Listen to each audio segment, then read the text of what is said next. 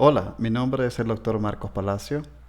En esta oportunidad vamos a conversar acerca de lo que es el hipertiroidismo, una patología bastante frecuente dentro de la endocrinología. Específicamente vamos a hablar de lo que es el diagnóstico y el tratamiento del hipertiroidismo con base a las personas adultas. Como hemos ya comentado en otros vídeos, la tiroide es no más que una glándula endocrina capaz de producir una hormona anatómicamente ubicada en la región anterior del cuello, por debajo de los cartílagos cricoides.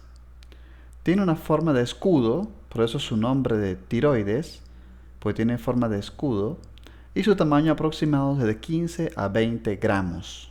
Tiene dos lóbulos, uno derecho y uno izquierdo, que están conectados a través de un istmo. Y en muchos pacientes podemos tener una forma de un lóbulo piramidal. La tiroides microscópicamente está formado por diferentes lóbulos, dentro de los cuales están varias células acinares formadas por tirocitos, que son estas células pequeñas que vemos acá adentro. Cada uno de estos tirocitos tiene una región, que es una región vasocelular, donde pasan vasos sanguíneos, y una región más intersticial, donde tenemos una sustancia denominada tiroglobulina.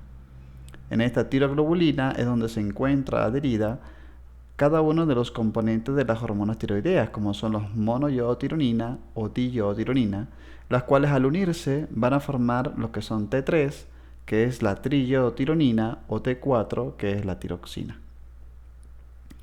Aquí podemos ver una célula, un tirocito, una forma más macroscópica, con su membrana basal, ¿verdad? Donde está la región por donde llega pues, lo que es el contacto con la circulación, y la membrana apical, donde está el lumen folicular y donde está la tiroglobulina.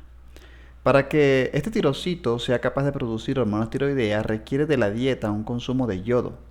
Por eso es tan importante, y les comentaba en el vídeo de hipotiroidismo, cómo la deficiencia de yodo pues, puede hacer un hipotiroidismo, si se quiere, ya epidémico, que ya no es tan frecuente, porque ya existe más consumo de yodo, sobre todo por la sal yodada.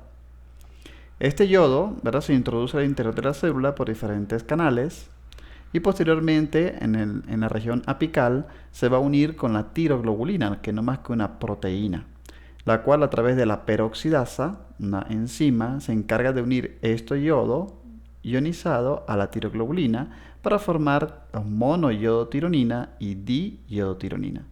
Si yo uno un diiodotironina con un mono, serían 2 más 1, sería un triiodotironina.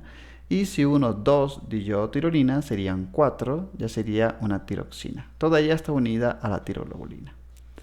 Para lograr la liberación desde la región más del lumen folicular a la región basal, donde está el vaso sanguíneo, la liberación de las hormonas tiroideas, esta célula debe de formar pseudópodos, ¿verdad?, con un proceso de endocitosis de la tiroglobulina.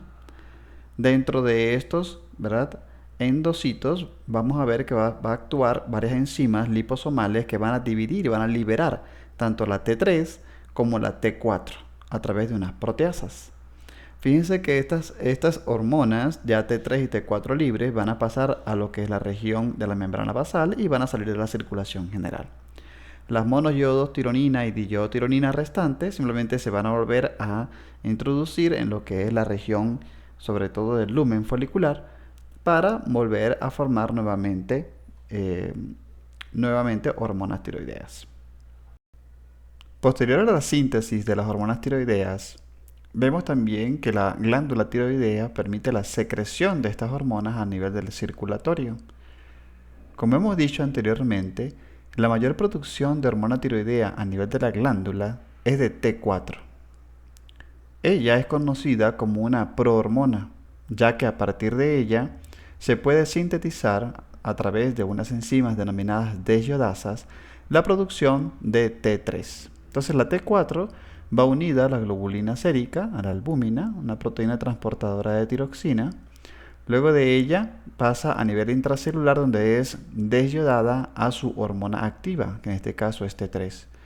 La T3 tiene una función nuclear, va directamente a nivel de receptores del núcleo, a nivel de material genético, y a través de la transcripción de ARN por genes activados por las hormonas tiroideas permite la síntesis proteica y por supuesto una respuesta de la célula a la hormona. Es por eso que el efecto de las hormonas tiroideas es a nivel sistémico, ya que puede ir a cualquier célula a nivel de material genético y modificar a través de mecanismos de transcripción y formación de ARN mensajero una síntesis proteica. La regulación de la tiroides, anteriormente lo habíamos conversado, es una glándula que ella va a tener un feedback tanto positivo como negativo. Si la tiroides, como hemos dicho, produce mayoritariamente T4, una T4, ¿verdad? Que es la tiroxina.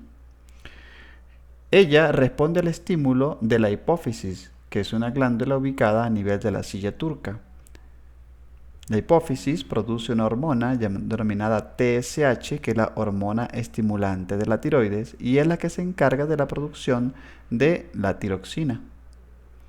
Pero la hipófisis también es regulada de manera directa por el hipotálamo, produciendo una hormona que es la hormona liberadora de TSH o de tirotropina. Cuando existe un aumento en la producción, ¿verdad? Un aumento en la producción de las hormonas tiroideas, como en el caso del hipertiroidismo, esto produce un feedback negativo tanto para la hipófisis como para el hipotálamo. Cuando el origen, ¿verdad?, de este hipertiroidismo es a nivel de la glándula tiroides. Si el origen es a nivel hipofisario, existe un adenoma hipofisario en la pituitaria, productor de TSH, va a haber, por supuesto, como consecuencia un aumento en el tamaño de la glándula tiroidea y de la producción de T4. Pero, ¿qué pasa? Que al aumentar la T4 debería de forma negativa disminuir la producción de TSH en la hipófisis. Pero muchas veces estos adenomas son tumoraciones autónomas que no responden a esta regulación. E igualmente puede pasar con algunos tumores que están ubicados a nivel del hipotálamo, donde aumentan las hormonas liberadoras de TSH, la TSH aumenta y por ende aumenta también las hormonas tiroideas. Entonces podemos decir que el hipertiroidismo se puede ubicar a nivel de la glándula tiroides por causas que alteran la glándula tiroides directamente, y eso es denominado hipertiroidismo primario, por causas que alteran la función de la hipófisis, también conocido como hipertiroidismo secundario, o a nivel hipotalámico, denominado hipertiroidismo terciario. Tanto hipotálamo como hipófisis muchas veces se conoce como hipertiroidismo central. Epidemiológicamente, el hipertiroidismo tiene una prevalencia menor que el hipotiroidismo. Ambas enfermedades son más frecuentes en el sexo femenino, ¿verdad?, con un 2% más que en los hombres, apenas un 0.2%, ya que la mayoría de las etiologías causantes de hipertiroidismo son enfermedades autoinmunitarias y todas ellas son más frecuentes en el sexo femenino. Por eso afecta hasta 5 veces más frecuentes a la mujer. La incidencia de la enfermedad aumenta con la edad. Y también en la población geriátrica vemos que podemos encontrar casos de hipertiroidismo subclínico hasta en un 4.6%. Tenemos que saber diferenciar dos conceptos. Uno, ¿qué es el hipertiroidismo? Y dos, ¿qué es la tirotoxicosis? El hipertiroidismo no es más que el exceso de síntesis y secreción de hormonas tiroideas por la glándula. O sea, es la glándula tiroides la que está aumentando la síntesis de la producción hormonal. Y esto puede ser causado por muchas causas, como por ejemplo un bocio difuso o la enfermedad de Graves, que es una de las causas más frecuentes. Caso contrario es tirotoxicosis, ya que la tirotoxicosis son cambios fisiopatológicos que ocurren por exceso de hormonas tiroideas.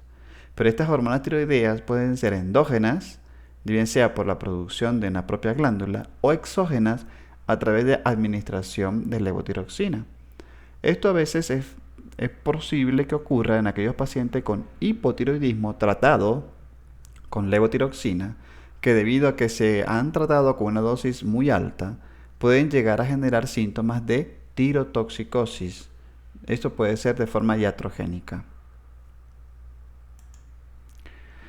Existen dos conceptos muy importantes en el contexto del hipertiroidismo, como son dos fenómenos que se asocian al consumo de yodo y con la función de la glándula tiroides, como son el efecto Wolff-Chaikoff, que no es más que cuando existe un aumento, ¿verdad?, desproporcionado en cuanto al de yodo sérico en la glándula tiroides, va a tener como contraposición una disminución transitoria de la producción de hormonas tiroideas, un hipotiroidismo. ¿Esto por qué? Porque el aumento de esa exposición al yodo de forma aguda en estos pacientes va a generar una regulación en baja de los receptores que permiten la absorción del yodo. Y por supuesto van a disminuir de forma brusca la disminución de producción de secreción de hormonas tiroideas. Caso contrario es el efecto Job-Base-Do, donde generalmente ocurre en pacientes ya con antecedentes previos de bocios simples o multinodulares, y son esos pacientes en los cuales existe una exposición de yodo, pero ya no de forma aguda, sino de forma crónica, que puede generar de que este yodo se capte con mayor velocidad a nivel de esta patología y puede generar también hipertiroidismos transitorios por yodo. Estos son frecuentes en aquellos pacientes, sobre todo consumidores de fármacos como la amiodarona, que vamos a ver más adelante tienen altas concentraciones de yodo dentro de su composición. Las etiologías de hipertiroidismo las vamos a clasificar en tres: primarios, secundarios o terciarios. De forma primaria, o aquellas que afectan directamente la glándula, la más frecuente de todas es la enfermedad de Graves, que más adelante vamos a desarrollar. También vamos a tener otras etiologías como son los bocios multinodulares, que son presencia de aumento del tamaño de la tiroides, que es lo que significa bocio, debido a la presencia de múltiples nódulos, pero que estos nódulos no son nódulos benignos, sino son nódulos que son productores, ¿verdad?, de hormonas tiroideas, son nódulos tóxicos. Y por eso se llama un bocio multinodular tóxico o productor de hormona tiroidea. Podemos tener un solo nódulo, un adenoma, ¿verdad?, tiroideo, que también sea productor, ¿verdad?, de tiroides. Esto es bastante frecuente, vamos a ver más adelante. Algunas otras causas menos frecuentes son los metástasis de cáncer de tiroides que son funcionales, las mutaciones activadoras de un gen a través de trastornos genéticos, bocio ovárico, que podemos observar metástasis de carcinomas foliculares de tiroides o diferenciación de tejido folicular ovárico con producción de hormonas tiroideas, o sustancias como es el exceso de yodo a través del fenómeno de Job-Base-Do que vimos anteriormente. Podemos tener tirotoxicosis sin tener signos de hipertiroidismo, como es en el caso de infecciones agudas o trastornos agudos o subagudos de la tiroides, como son las tiroiditis, que son las inflamaciones de la tiroides provocadas bien sea por infecciones, o pueden ser asintomáticas. Ingestión excesiva de hormonas tiroideas o de tejido tiroideo. Se han reportado casos de tiroiditis facticia, que son hipertiroidismo facticio, sobre todo en aquellas personas que han consumido carne de res, que han tenido tejido tiroideo de la res, y por supuesto eso va a exponer a la persona a una concentración alta de hormona tiroidea y por supuesto a tener síntomas de tirotoxicosis.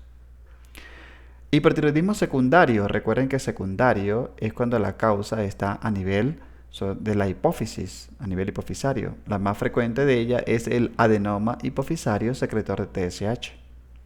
Tenemos otros síndromes como el síndrome de resistencia a hormonas tiroideas, los tumores secretores de gonadotropinas coriónicas o la tirotoxicosis gravídica, que es bastante frecuente. ¿Por qué? Porque durante el embarazo existe un aumento significativo de la producción de la hormona coriónica, de la beta-HCG, la cual estimula a nivel de los receptores de las hormonas tiroideas y es capaz de aumentar la producción de hormonas tiroideas. Entonces esto puede ocurrir a nivel del embarazo.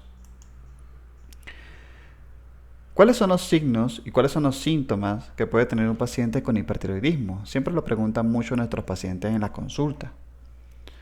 Recuérdense que como es una hormona que actúa a nivel celular y a nivel nuclear, puede afectar cualquier célula de nuestro sistema corporal. Por eso puede tener síntomas varios y muchas veces estos síntomas son muy inespecíficos y hay que estar muy atentos para poder hacer el diagnóstico. 1. La piel. Podemos tener una piel fina, una piel caliente, sudorosa. Es muy frecuente el prurito o la picazón. Puede tener un pelo fino y que sea frágil con caída del cabello. o puede tener un daño a nivel de las uñas con pérdida de lo que es el lecho unguial, denominado como onicolisis. A nivel cardiovascular es muy frecuente observar taquicardia, arritmias como la fibrilación auricular, insuficiencia cardíaca, síndromes coronarios agudos, disnea de esfuerzo, disminución de la respuesta a los digitálicos. A nivel del aparato digestivo puede tener una hiperdefecación, una alteración de la función hepática con hipertransaminasemia, con aumento de las transaminasas séricas. En el aparato locomotor puede tener atrofia y debilidad muscular, puede generar osteoporosis, muy frecuentemente en las mujeres. Hiperreflexia, temblor, muy frecuente el temblor en nuestros pacientes con hipertiroidismo. A nivel del sistema nervioso central puede tener irritabilidad, nerviosismo, insomnio. Hay pocos casos, pero he documentado casos también de psicosis debido a hipertiroidismo. Otros como pérdida de peso, la intolerancia al calor, que se quejan mucho nuestras pacientes, a veces se confunden con menopausia, alteraciones menstruales, disminución de la fertilidad en las mujeres. ¿Cuáles son los principales signos? Fíjense que son muchísimos los signos y síntomas que puede tener un paciente con hipertiroidismo, pero ¿cuáles son los principales? Veamos que primero el bocio como un signo clínico, la prevalencia es muy alta en el hipertiroidismo, sobre todo asociado por la enfermedad de Graves. La taquicardia en 82%, el nerviosismo, sobre todo el temblor, en 82%, la hipertensión arterial ya está de predominio asistólico, a diferencia del hipotiroidismo que era más de predominio diastólico. Y el exoftalmo, ¿no? Un 65% son los 5 principales signos o síntomas frecuentes en hipertiroidismo. Vamos a desarrollar lo más importante, la enfermedad de Graves, también conocida como enfermedad de Graves-Basedow. Esto es una enfermedad autoinmunitaria en la cual existe un aumento del tamaño de la glándula tiroides, provocando lo que se denomina un bocio tóxico o producto de hormona tiroidea, pero difuso, no nodular.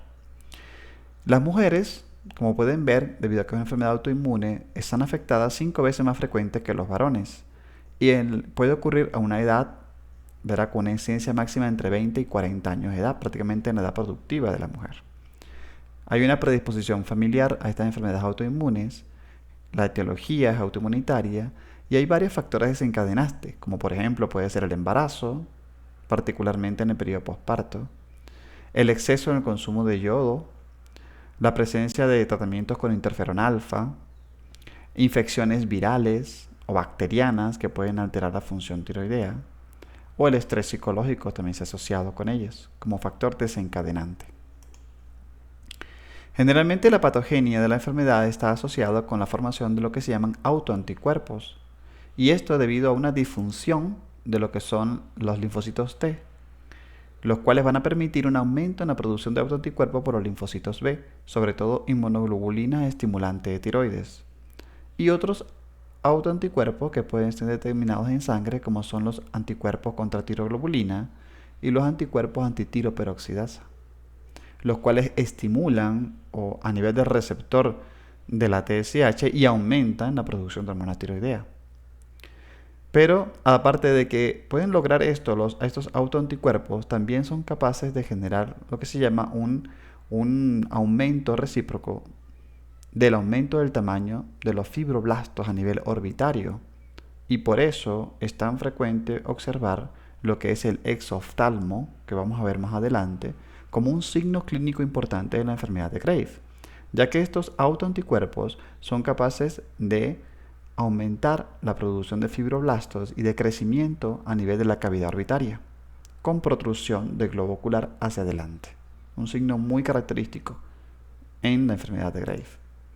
Aquí podemos observar algunos casos clínicos de lo que se llama una oftalmopatía de Graves, y muchas personas al ver un poco de exoftalmo, que hay que preguntar al paciente, porque a veces desde el punto de vista genético tiene esa fisionomía y no significa que sea una patología.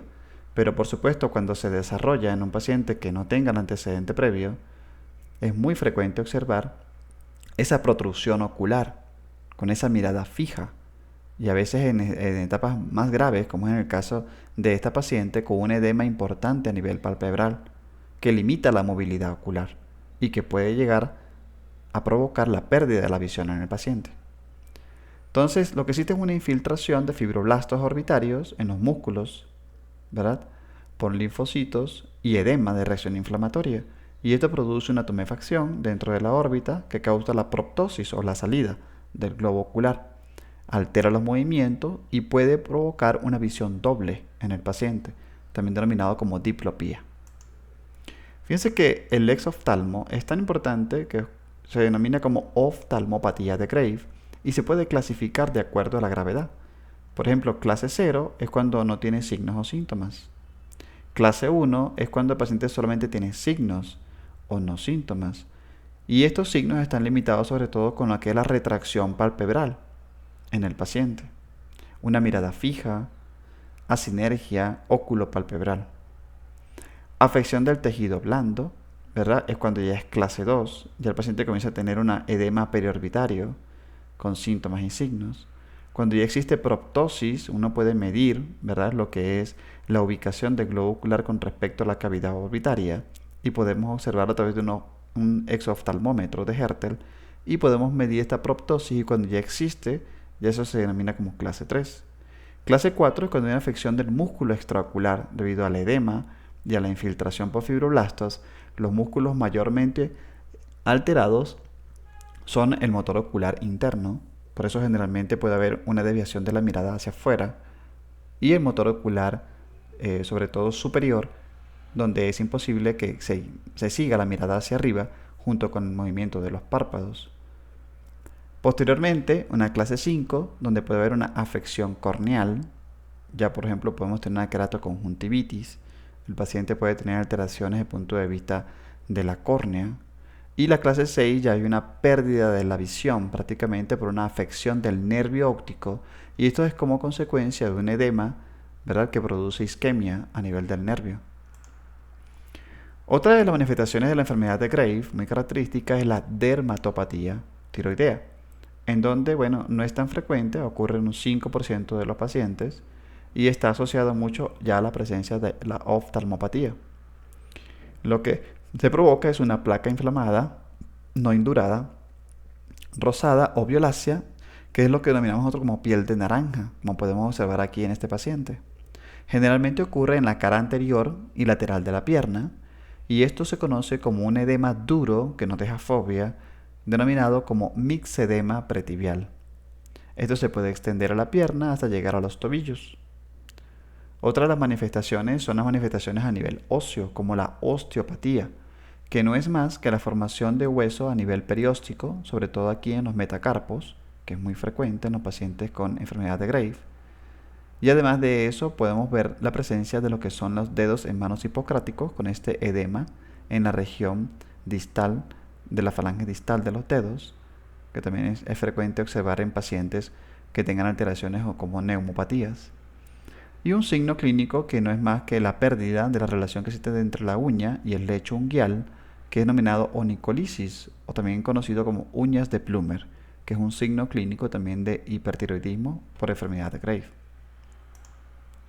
Otra etiología que pueden causar también hipertiroidismo son la enfermedad de Plummer, también denominado bocio tóxico, pero en este caso no difuso como la enfermedad de Graves, sino multinodular, presencia de múltiples nódulos.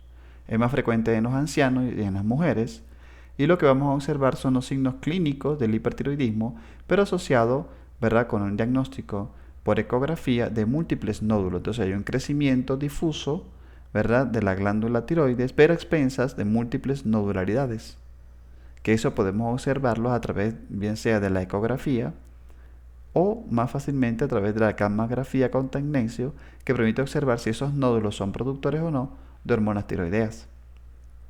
Como aumentan la producción de hormonas tiroideas en el caso del hipertiroidismo, pues eso provoca una TSH suprimida, y por eso la TSH va a estar indetectable con T3 y T4 elevadas.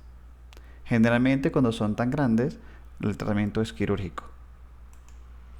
Otra etiología más frecuente son los adenomas tóxicos, que no es más que la presencia de un adenoma o un nódulo productor de hormonas tiroideas de forma autónoma.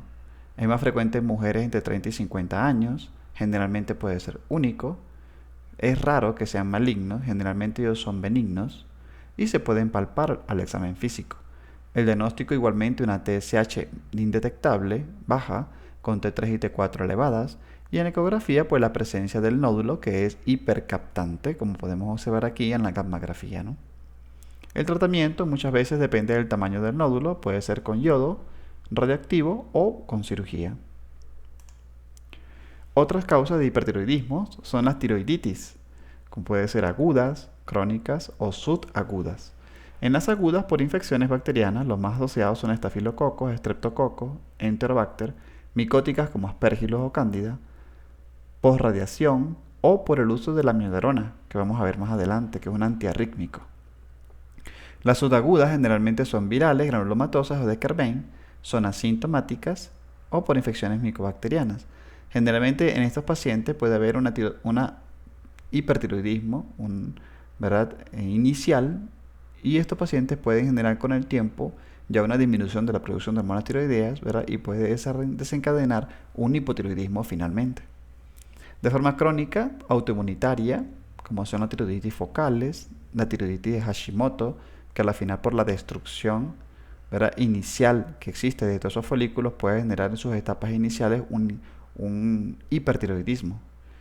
La tiroiditis de Riedel, parasitarias o traumáticas. Por amiodarona, ¿por qué? Cada molécula de amiodarona contiene 2 átomos de yodo, como podemos observar aquí a nivel, este es el átomo del yodo de carbono 18 y a nivel de 19. Y fíjense que estos átomos ocurren por cada molécula. Por tanto, las concentraciones de yodo, ¿verdad?, que tiene la amiodarona como fármaco son muy altas. Y ella es capaz de inhibir la actividad de las desyodasas y actúa como antagonista de acción de las hormonas tiroideas. Pero los efectos pueden ser varios. Puede haber cambios agudos transitorios de la función tiroidea, como es el caso del hipotiroidismo cuando es transitorio y agudo, o puede llegar a un efecto de Joff base 2 que explicamos anteriormente, provocando una tirotoxicosis, debido al consumo excesivo de yodo a través del medicamento. El diagnóstico entonces del hipertiroidismo se hace con base a la historia clínica del paciente, sus factores de riesgo, al examen físico, observando la presencia del bocio, de la presencia si ese bocio es nodular o si es difuso, por supuesto de otras alteraciones como la oftalmopatía, la dermopatía, la presencia de fiebre en casos de infecciones, de dolor, sobre todo disfagia en casos de tiroiditis, y las pruebas complementarias que son obligatorias como son la determinación tanto de TSH como de T3 y T4 libre. ¿Qué vamos a ver en el hipertiroidismo? Simplemente una T3 y T4 libre elevada por un aumento de la producción de la hormona tiroidea y una TSH baja. También podemos medir, en caso de sospecha de enfermedad autoinmunitaria, los autoanticuerpos, como la antitiroglobulina y la antitiroperoxidasa, y también anticuerpos estimulantes de receptor de TSH, que son las inmunoglobulinas estimulantes de TSH. Podemos realizar también estudios de imágenes, como son la ecografía tiroidea, que son muy buenas sobre todo para ver qué características tiene el aumento de la tiroides, si hay presencia o no de nódulos, si es único, si son múltiples. La gammagrafía, que me permite diferenciar si esos nódulos son funcionantes o no, para saber si son tóxicos o no. Radiografía simple, sobre todo cuando estoy en presencia de una tiroides normal y quiero buscar otras causas de tumores productores de hormonas tiroideas. O tomografías o resonancias magnéticas en caso cuando ya tengo algunos carcinomas productores de hormonas tiroideas o metástasis que pueden ser causal, pues hay que hacer un barrido a nivel corporal para buscar el origen de estas hormonas tiroideas. El tratamiento se basa en lo que es los antitiroideos de síntesis o denominados tionamidas. Las más utilizadas son el metimazol, y el propiltiuracilo. El metimazol en dosis de 10 a 20 miligramos cada 8 a 12 horas durante 12 de 18 meses. Generalmente el tratamiento se hace de un año, año y medio, buscando lo que es la mejoría o el eutiroidismo en el paciente. El mantenimiento puede ser de 2.5 a 10 miligramos. Y en el caso del propiltiuracilo de 100 a 200 miligramos cada 6 o 8 horas. Hay que hacer pruebas de función tiroideas, ¿verdad?, en estos pacientes cada 3 a 4 semanas. Y hay que buscar la remisión, la cual se alcanza generalmente en menos de 2 años en los pacientes. Estas son las presentaciones. El metimazol en comprimidos de 5 y de 10 miligramos, que es el nombre comercial Tapasol, y el propiltiuracilo de 50 y de 100 miligramos. Tiene varios nombres comerciales, más utilizados el Tirostat. Fíjense que ellos interfieren con lo que es la incorporación del yodo hacia los residuos tirosil de la tiroglobulina. Van a interferir con lo que es la organificación, que eso es lo que lo realiza es la peroxidasa tiroidea. Entonces interfiere en su acción, por lo tanto no hay la organificación de T3 y T4, de monoyodotironina, diyodotironina, ni el acoplamiento para formación de T3 y T4, y por supuesto la disminución de la producción de las hormonas tiroideas. Ellos se diferencian en que, por ejemplo, el propiltiuracilo tiene una alta unión a proteínas plasmáticas, a diferencia del metimazol. Esto es muy importante porque generalmente el propiltiuracilo tiene bajas concentraciones en leche materna y podemos utilizarlo sobre todo un poco más de seguridad en el embarazo, en comparación con el metimazol, donde está prácticamente contraindicado durante el embarazo porque él tiene un gran paso transplacentario a diferencia del propiltiuracilo. Existen, por supuesto, efectos adversos de drogas, como todas las drogas. Pueden provocar reacciones cutáneas importantes, generalizadas, alteración de la función hepática. Hay que vigilar, por supuesto, todo esto en las mujeres, sobre todo embarazadas. Y hay un efecto muy temido que es la agranulocitosis, con una disminución de la producción de la celularidad sanguínea. Otro tratamiento complementario son los beta bloqueantes, sobre todo en pacientes que tengan mucha actividad adrenérgica, y ellos se emplean sobre todo para antes de la cirugía o en aquellos pacientes que tengan sobre todo presencia de taquicardias muy sintomáticas. Podemos utilizar el propanolol de 20 a 40 miligramos cada 6 horas, un beta bloqueante de acción corta. También utilizamos los corticosteroides en pacientes sobre todo cuando tienen crisis tirotóxicas, que es una de las complicaciones, así como en el caso del hipotiroidismo, tenemos el coma mixedematoso como una complicación grave del hipotiroidismo. Las crisis tirotóxicas es la complicación grave del hipertiroidismo. Y en esos casos los corticoides están indicados como la prednisona de 40 miligramos día, reduciendo progresivamente. Las cirugías están indicadas en enfermedades de Graves con bocios muy grandes, sobre todo cuando ya superamos más de 45 gramos. Cuando hay una compresión traqueal, dificultad para respirar, o tras un fracaso de tratamiento médico. Si hay presencia de adenomas tóxicos con nódulos grandes, múltiples en pacientes menores de 20 años, si son mujeres en edad fértil, o si existen compresión de estructuras vecinas con disfagia o disfonía, hay que pensar en una cirugía, que puede ser una tiroidectomía parcial o total. El bocio multinodular hiperfuncionante en grandes bocios con síntomas compresivos, este paciente tiene que ir a cirugía.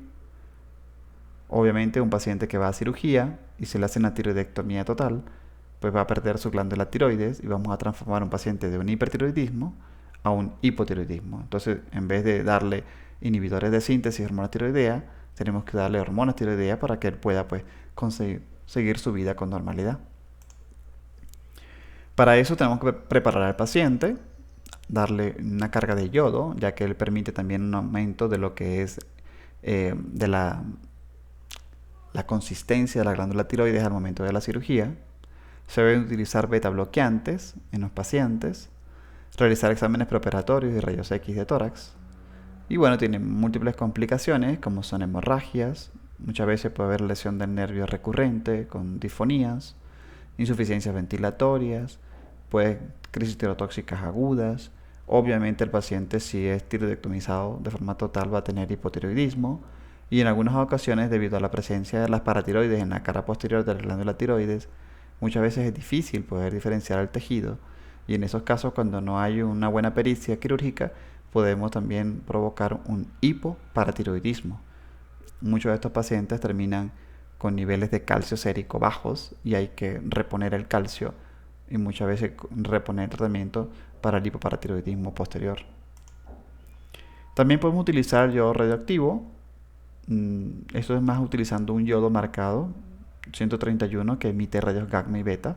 Por supuesto, como es yodo, pues se va a concentrar en altas cantidades en la glándula tiroides y va a provocar una destrucción, ¿verdad?, de la glándula a través de radiaciones beta de forma progresiva, con necrosis celulares, desaparición de coloides y fibrosis de la glándula. Más o menos la vida breve es de 13 horas, se administra vía oral, la dosis de 5 a 15 microcurie. Y bueno, generalmente con el 50 a 60% de los pacientes quedan curados con una sola dosis. Hay que tener cuidado.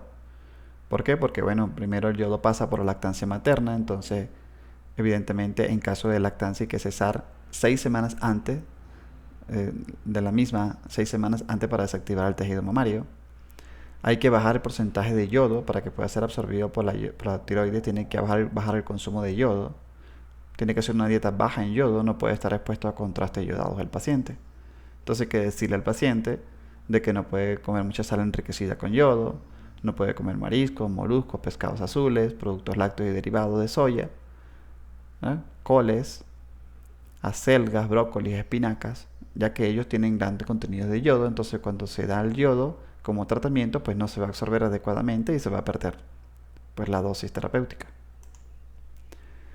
La preparación, bueno, tiene sus ventajas y sus desventajas.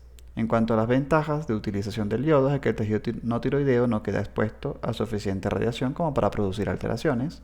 Esto anteriormente se creía pues que el yodo iba a producir cáncer en otros tejidos, pero no es así. Se ha demostrado que no produce una incidencia importante de cáncer.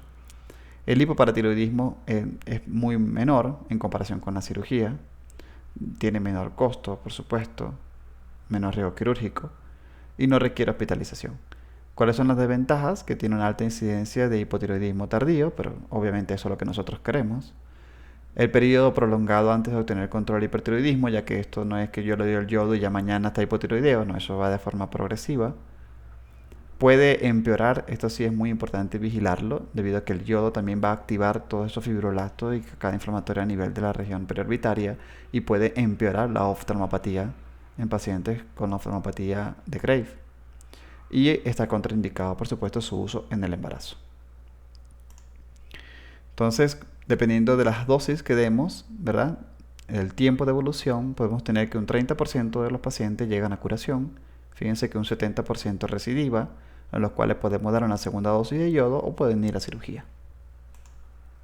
Este es un esquema final donde podemos observar cómo hacer el diagnóstico de hipertiroidismo, evaluando lo que es la T4 y la TSH. Si la T4 libre está muy alta, la monotiroidea está alta en sangre y la TSH está baja, dijimos que es primario, entonces un hipertiroidismo. Si hay signos oculares o oftalmopatía, podemos casi estar seguros de una presencia de una enfermedad de Graves. Si hay signos oculares, si no hay bocio, buscamos una captación de yodo 123 y si esta es alta y es difusa, podemos hablar de una enfermedad de Graves. Y si es baja la captación, un hipertiroidismo que se resuelve espontáneamente puede ser una SUD aguda, una silenciosa. Si existe un bocio y es uninodular o multinodular sin signos oculares, generalmente son debidos a la enfermedad de Plummer o un adenoma tóxico. Si la T4 libre está alta, pero también está alta la TSH, significa entonces que ya no está en la tiroides, sino está a nivel de la hipófisis. Entonces hay que buscar un tumor hipofisario, secretor de TSH. Si la T4 libre es normal, pero la TSH está suprimida, hay que denominar T3. ¿Por qué? Porque existen tirotoxicosis asociadas a T3. No son tan frecuentes, pero hay que verlo. Si la T3 está alta, generalmente es una enfermedad de Graves o un bocio. Si la T3 está baja, puede ser un síndrome eutiroideo enfermo o puede ser por fármaco, sobre todo con el uso de esteroides. Y si es normal, es un hipertiroidismo subclínico y por lo general debido a tratamiento con levotiroxina. Entonces este paciente que tiene una TSH baja o suprimida con T3 y T4 normal es lo que nos permite hacer el diagnóstico del hipertiroidismo subclínico. Bueno, espero con esto haber dado un poco más de información acerca de la patología tiroidea y cuáles son las principales causas del hipertiroidismo en los pacientes adultos, cuál es su tratamiento y cómo hacer el diagnóstico. No más que queda invitarles para que sigan uniéndose al canal, que puedan compartir este material con sus compañeros y bueno, cada día siempre leyendo sus comentarios y cualquier duda o inquietud que tengan acerca del tema, pues estamos a la orden. Mi nombre es el Dr. Marcos Palazzo y ha sido un placer para mí estar con ustedes el día de hoy. Hasta luego.